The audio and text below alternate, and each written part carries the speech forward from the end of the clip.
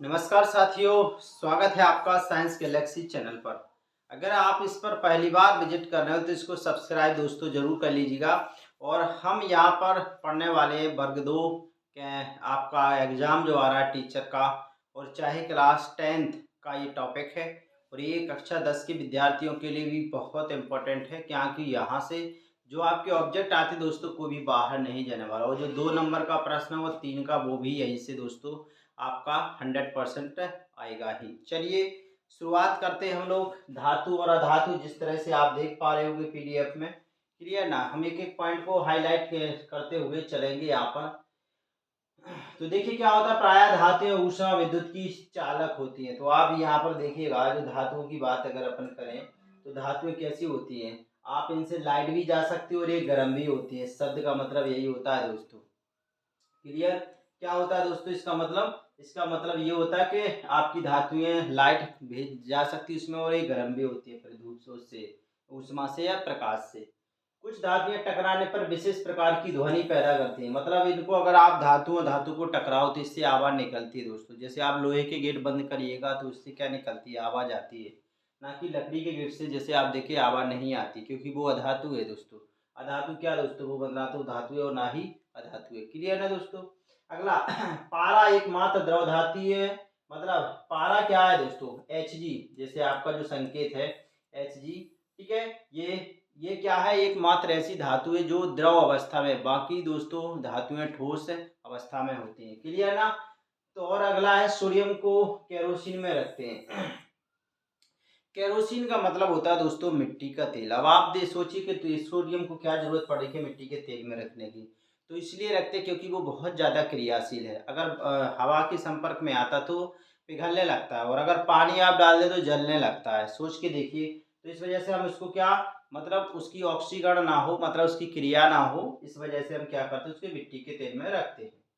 आपने शुद्ध रूप में धातु की सतह चमकदार होती है, और धातु का यह गुण धात्विक चमक कहलाता है। देखो, धातु जब शुद्ध रूप में हो तो उसमें क्या चमक होती है, और ये उसका क्या होता है गुण, धात्विक चमक कहलाता है। क्लियर ना।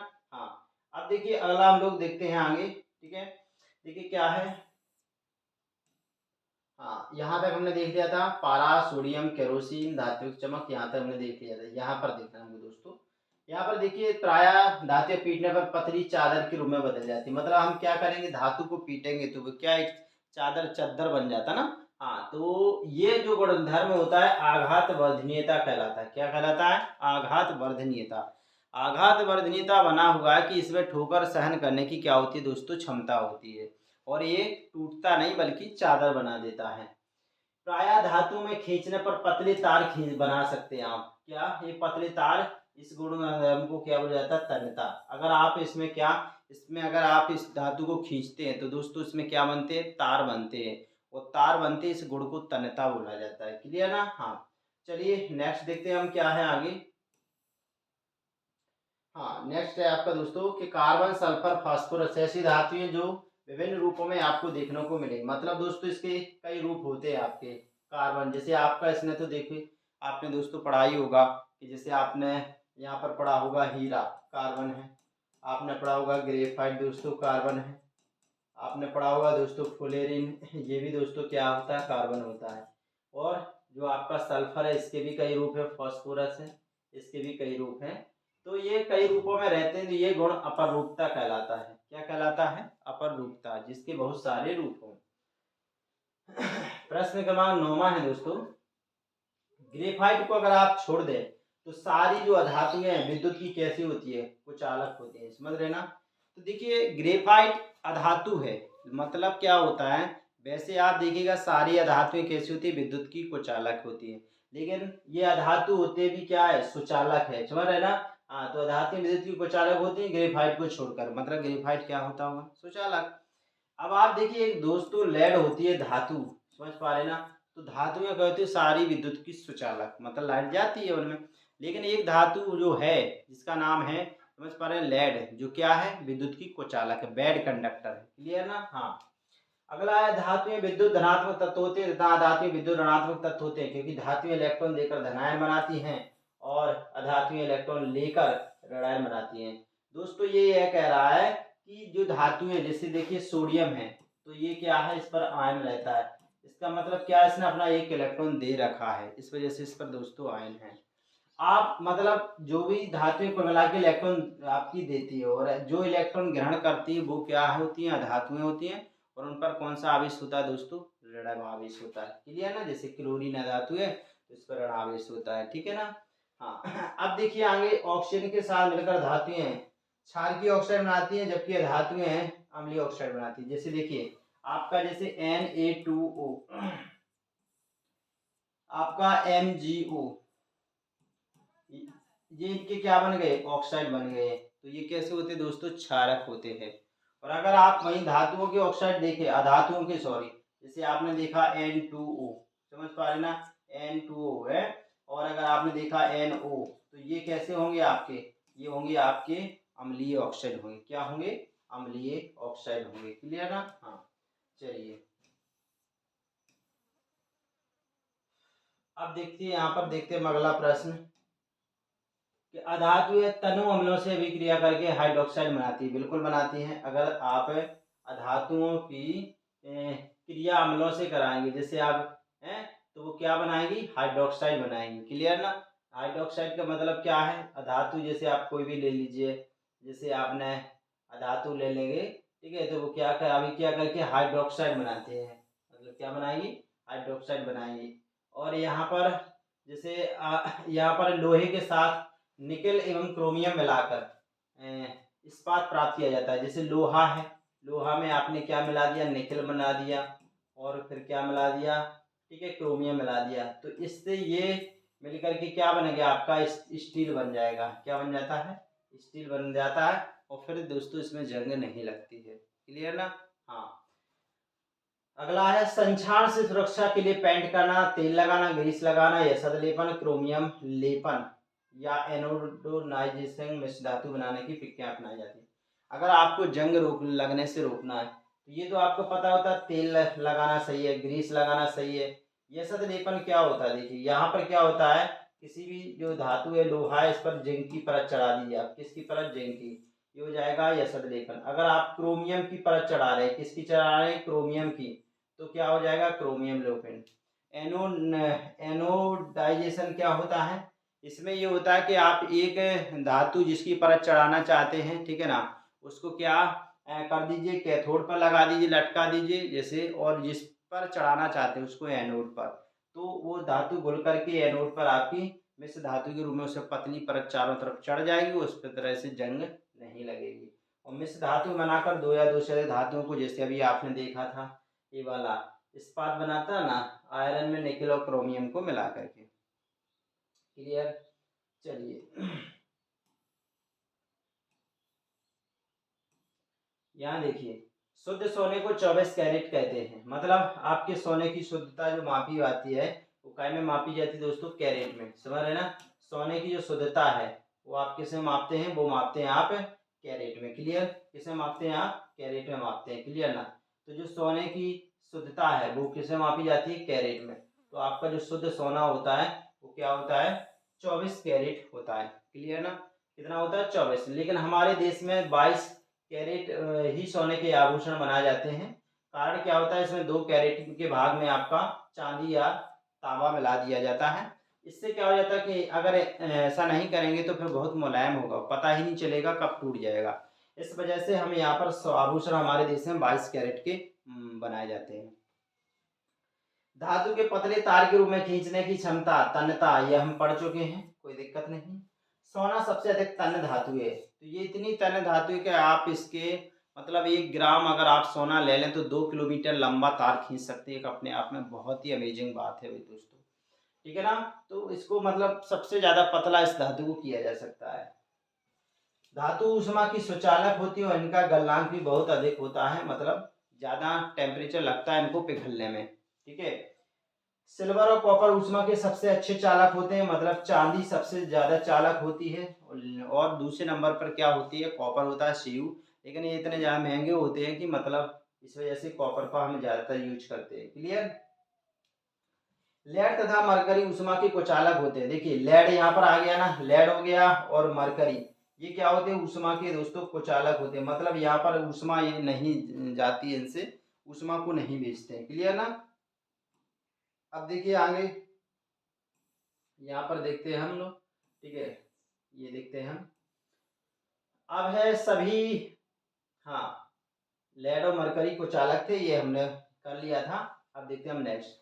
इसमें लिखा है कि ब्रोमीन एक ऐसी धातु है जो द्रव अवस्था में। देखिए अभी आपने धातु के केस में क्या पढ़ा था दोस्तों, धातु के केस में आपने ये पढ़ा था कि धातुएं विद्युत की क्या होती, मतलब जो मतलब मरकरी के केस में पढ़ा था कि मरकरी एक द्रव धातु है, सारी धातु, और सारी जो धातु हैं वो ठोस अवस्था में।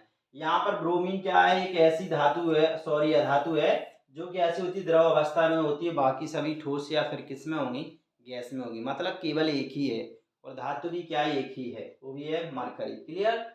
सभी धातुएं या तो ठोस या फिर या गैस होती है, मतलब ज्यादातर आपको ठोस गैस ही मिलेगी, केवल एक मिलेगी। ये carbon, sulphur, iodine, oxygen, hydrogen आदि अधातुएं को जाना, बिल्कुल सारे क्या है आपके अधातुएं हैं। पीवीसी पॉलीविनाइल क्लोराइड इसका पूरा नाम होता है, ठीक है ना।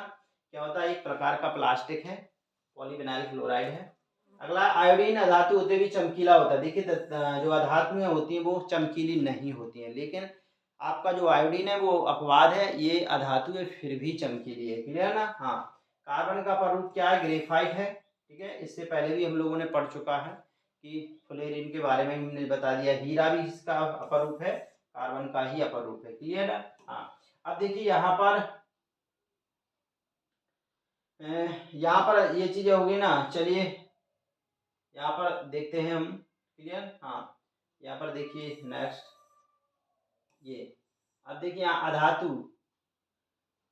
अब देखिए यहाँ पर आयोडीन क्या है, यहाँ पर आयोडीन के बारे में जिक्र किया गया कि आयोडीन अधातु होते हुए चमकीला, ये तो हमने देख लिया। क्लियर ना। हाँ, तो यहाँ पर अगला देखिए आप क्या देख रहे हैं, यहाँ पर देखिए क्षारीय धातु मुलायम होती हैं। जैसे आप देखिए लिथियम देखिए, सोडियम देखिए, पोटेशियम होते हैं। इनको आप चाकू से भी काट सकते हैं, आसानी से चाकू से आप इसको काट सकते हैं धातुओं को। हीलियम, नियोन, आर्गन ये सारी उत्कृष्ट गैसें हैं, मतलब किसी से क्रिया नहीं करती हैं, इनका स्टक पूरा भरा होता है। सोडियम, कैल्शियम, पोटेशियम, मैग्नीशियम ये सारी धातुएं दोस्तों, इनके पास क्या होता है, इलेक्ट्रॉन दे करके धनात्मक बनाने की क्षमता होती है। धातु अधातु में इलेक्ट्रॉन स्थानांतर से बने यौगिक आयनिक यौगिक कहलाते हैं। मतलब धातु अधातु जब रिएक्शन करते हैं तो वहां पर एक धातु देता है इलेक्ट्रॉन, और इलेक्ट्रॉन ग्रहण कौन करता है, धातु। ऐसे यौगिक जो बनते हैं वो आयनिक यौगिक होते हैं। पृथ्वी की भूपर्पटीय प्राकृतिक रूप में पाए जाने वाले तत्वों यौगिकों को खनिज कहा जाता है। मतलब प्राकृतिक रूप से जो भी खनिज वगैरह आपके ये तत्व पाए जा रहे हैं मिट्टी में, तो वो क्या कहलाते हैं, आपके खनिज कहलाते हैं। क्लियर ना। हाँ, ये हो गया था। चलिए अब अगला देखते हैं हम लोग क्या है। हाँ, खनिजों को एस के नाम से भी जाना जाता है, ठीक है ना। तो खनिजों को एस के नाम से कैसे जाना जाता है, इसलिए जाना जाता है कि जब जो मतलब क्या होता है, जिनसे जो खनिज हैं, जिनसे धातुओं का निष्कर्षण आप आसानी से कर सकते हो, उनको क्या बोला जाता है, अयस्क बोला जाता है। जैसे लोहे के अयस्क होते हैं, हेमेटाइट होता है, हेमेटाइट, मैग्नेटाइट, समझ पा रहे ना, मैग्नेटाइट, ठीक है, सिडेराइट, ऐसे क्या होते हैं, ये आपके अयस्क होते हैं। पृथ्वी से खनिज अयस्कों में मिट्टी, रेत जैसी कई अशुद्धियां होती जिन्हें गैंग कहा जाता है। तो आप पृथ्वी से आप जो भी खनिज खोदेंगे तो मिट्टी रेत तो उसमें होगी, तो उसको क्या बोलते हैं, गैंग बोला जाता है। यदि एक धातु पारद है, इसके मिश्र धातु को अमलगम कहते हैं। जैसे आपने देखा है दो या दो से अधिक धातु का मिश्रण क्या होता है, मिश्र धातु होता है। लेकिन अगर उस दो धातु में अगर एक आपकी मरकरी, जिसको पारा बोला जाता है, अगर वो है, तो फिर हम उसको मिश्र धातु नहीं बल्कि उसको अमलगम नाम दे देते हैं। है वही बात, बट नाम अलग कर देते। क्लियर ना यहाँ पर। अब देखिए आगे क्या है, कांसा विद्युत के, ठीक है। तो इस केस में देखिए क्या होता है, कांसा विद्युत के कुचालक होता है, लेकिन ताम्र का उपयोग विद्युत परिपथ बनाने में किया जाता है। अब आप देखिए कांसा विद्युत का आप देखेंगे कुचालक होता है, ठीक है ना, लेकिन इसका उपयोग हम क्या विद्युतीय परिपथ बनाने में करते हैं। इस वजह से इसका उपयोग क्या में करते हैं, विद्युत परिपथ बनाने में करते हैं।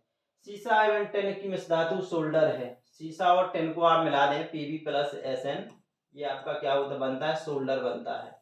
और जिसको क्या होता है, टाँका बोला जाता है, जिसको मतलब क्या होता है, इसको जैसे धातु के टाँका लगाने के लिए अगर कहीं छेद हो गया है, उसके रूप में करते हैं। इसका गलनांक आपका बहुत ही कम होता है। क्या होता है, गलनांक कम होता है, तो जल्दी पिघला करके टाँका लगा देते हैं।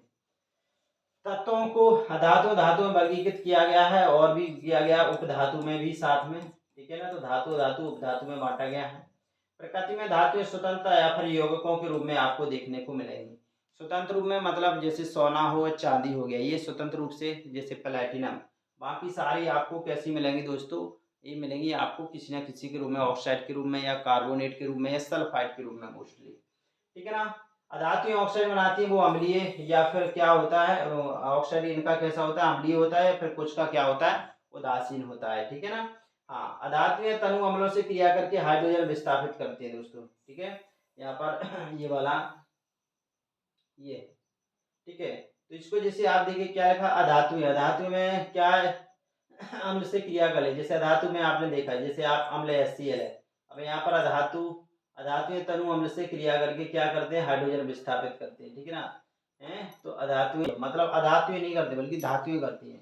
तो धातुएं ने क्रिया करी तो क्या बन जाएगा, NaCl बन जाएगा और प्लस क्या हो जाएगा दोस्तों, H2। यहाँ पर नहीं लिखा ना, तो यहाँ पर कौन करती है विस्थापित, धातुएं, अधातुएं नहीं करती है। दो या दो से अधिक धातु अथवा एक धातु या एक धातु के समांगी मिश्रण को मिश्र धातु बोलते हैं। क्लियर है। अगर आप दो या दो से अधिक धातुओं को मिला दें या फिर एक धातु या एक धातु मिला, मतलब क्या है कि आपके जो मिश्रण में मतलब क्या होता है, मिश्र धातु बन सकती है। धातु धातु को मिलाएं तो भी बन जाती है मिश्र धातु, और एक धातु को मिलाएं दूसरी अधातु को मिलाएं तब भी आपकी क्या बन जाती है, मिश्र धातु बनती है दोस्तों। जल एवं तनु अम्लों के साथ विभिन्न धातुओं की अभिक्रियाशीलता भिन्न होती है, बिल्कुल होती है। जल की रिएक्शन अम्लों से बिल्कुल अलग अलग होती है, अलग अलग अम्ल अलग अलग प्रकार से रिएक्शन करते हैं। ऑक्सीजन के साथ संयुक्त होकर धातुएं क्षारकीय ऑक्साइड बनाती है, बिल्कुल बनाती हैं। क्या बनाती हैं, क्योंकि ऑक्सीजन के साथ संयुक्त होकर धातुएं क्या बनाते हैं, क्षारकीय ऑक्साइड। धातुएं देखिए हमेशा क्षारकीय ऑक्साइड बनाती हैं, और आपकी अधातुएं हमेशा कैसी बनाती है दोस्तों, अम्लीय ऑक्साइड बनाती हैं। पारद के अलावा मतलब जो Hg की बात की थी, ये मतलब कमरे के ताप पर कैसी होती है, द्रव होती है, और बाकी सारी कितनी होती है, ठोस अवस्था में होती है। क्लियर ना। सक्रियता श्रेणी में हाइड्रोजन के ऊपर स्थित धातुएं तनु अम्लों से हाइड्रोजन को विस्थापित कर देती है, बिल्कुल कर देती हैं, ठीक है। मतलब ये सक्रियता श्रेणी में हाइड्रोजन के ऊपर जितनी भी धातुएं हैं, वो अगर आप उसकी अम्ल से क्रिया करोगे तो हाइड्रोजन गैस निकलेगी, और सक्रियता श्रेणी में जो नीचे हैं वो नहीं करेंगी।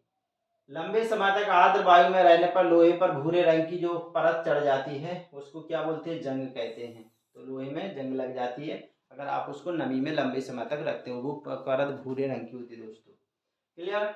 आप देखिए यहाँ पर आप धातुओं को उनके यौगिकों में प्राप्त करना, धातुओं को उनके यौगिकों से प्राप्त करना अपचयन प्रक्रिया, मतलब जैसे आपने धातुएं आपने पढ़ा था यौगिकों के रूप में होती हैं, या तो सल्फेट, कार्बोनेट या फिर आपके ऑक्साइड के रूप में होती है। तो उनसे अगर आपको शुद्ध रूप में प्राप्त करना है तो फिर वो विक्रम दोस्तों अपचयन हो जाता है, ठीक है ना। अगला है ये, अगला लास्ट प्रश्न है 48, उनके यौगिकों से प्राप्त करना अपचयन है।